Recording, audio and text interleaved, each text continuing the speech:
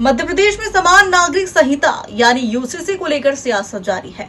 एक और कांग्रेस इसका विरोध कर रही है, तो वहीं धार जिले के सरदारपुर से पूर्व विधायक बैल सिंह भूरिया ने यूसीसी का समर्थन करते हुए इसे देश हित में बड़ा और ऐतिहासिक फैसला बताया है।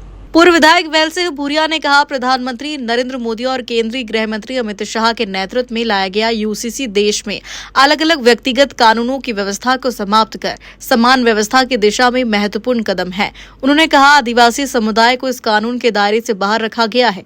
भूरिया ने इसे देश हित में लिया गया निर्णय बताते हुए प्रधानमंत्री और भाजपा सरकार की सराहना की। आइए सुनते हैं यूसीसी पर पूर्व विधायक बैल सिंह भूरिया ने क्या कहा। हैं धार जिले से सरदारपुर से बैल सिंह भूरिया जी, जिनसे हम जानना चाहेंगे कि जो मध्य प्रदेश के अंदर विधानसभा के मानसून सत्र में यूसीसी लागू किया जा रहा है, जिसको पटल पर रख दिया गया है, उसके अंदर समस्याएं क्या आ रही हैं, जिसको लेकर भारी विरोधाभास की स्थिति निर्मित हो रही है। सर, ये बताइए कि यूसीसी में आदिवासियों को क्यों अलग रखा गया है?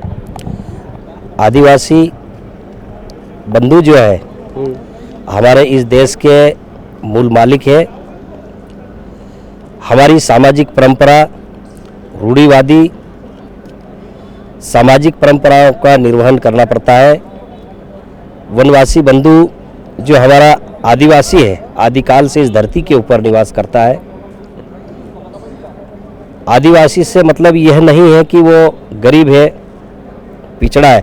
आदिवासी का मतलब यह है कि आदिकाल से इस धरती के ऊपर निवास करने वाला, प्रकृति के नज़दीक प्रकृति का नैसर्गिक प्रकृति का पालन करने वाला आदिवासी इस धरती का, इस देश का प्रथम हिंदू यदि कोई व्यक्ति है तो वह आदिवासी है। सामाजिक परंपराओं का, प्राकृतिक परंपराओं का निर्वहन करने वाला व्यक्ति है। इसलिए देश के प्रधानमंत्री माननीय नरेंद्र मोदी जी ने आदिवासी बंधुओं को इसलिए यूसीसी से अलग रखा है, बाहर रखा है कि आदिवासी सामाजिक परंपराओं का निर्वहन करता है, प्राकृतिक के नज़दीक है, प्राकृतिक पूजक है आदिवासी। इसलिए तो सरकार तो आदिवासी मानती नहीं है, सरकार तो वनवासी बोलती है उन्हें। नहीं, ऐसा कहना बिल्कुल गलत है। आदिवासी के सम्मान में भारतीय जनता पार्टी और देश की सरकार और डॉक्टर मोहन यादव की सरकार मैदान में है।